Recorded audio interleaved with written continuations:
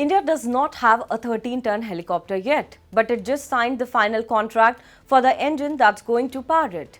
HAL and Safran helicopter engines have committed to co-developing a brand new turboshaft engine called Aravalli. And it's the first time Safran has ever taken on a co-development project at this scale. So why build the engine before the helicopter even exists? And what does this deal actually lock in for India? Let's break it down.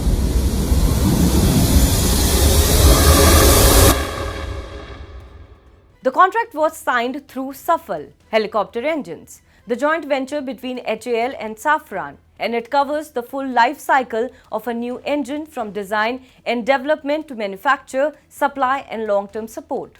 The engine itself has been named Aravalli after India's own mountain range, and it will sit in the 3500 to 4000 shaft horsepower class, a serious power band built specifically for heavy lift helicopters rather than smaller utility aircraft. Aravalli isn't being built for just one aircraft either. It's designed to power India's proposed Indian multi-role helicopter, a 13-ton medium lift helicopter meant for the armed forces, along with its naval version, the deck-based multi-role helicopter built to operate off Indian Navy ships.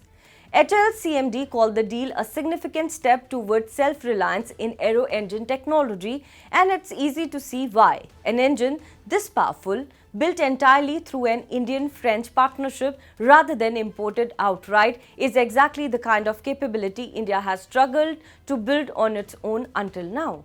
This isn't a new relationship starting from scratch. HAL and Safran have been working together on helicopter engines for decades. Safran's R2 engines once powered India's Cheetah and Chetak helicopters, and today the Shakti engine family, another product of this partnership, powers HAL's advanced light helicopter, light combat helicopter and light utility helicopter, aircraft that make up a huge share of India's current helicopter fleet.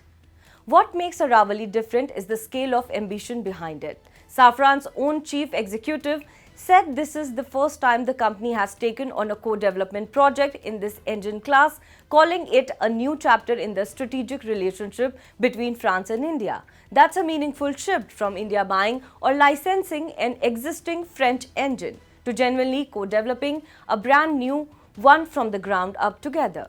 The military applications are the obvious ones, powering the IMRH and its naval variant for the armed forces. But Aravalli's potential does not stop there. The same engine could eventually find its way into civil aviation as well, supporting offshore transport, utility missions and even VVIP travel, the kind of high-power, high-reliability roles that need exactly this class of engine. There's also a longer-term industrial angle. The program is expected to help build up India's own maintenance, repair and overhaul capabilities for helicopter engines, meaning the benefit isn't just the engine itself, but the ecosystem of skills and infrastructure that comes with actually being able to service and support it domestically over its entire life cycle.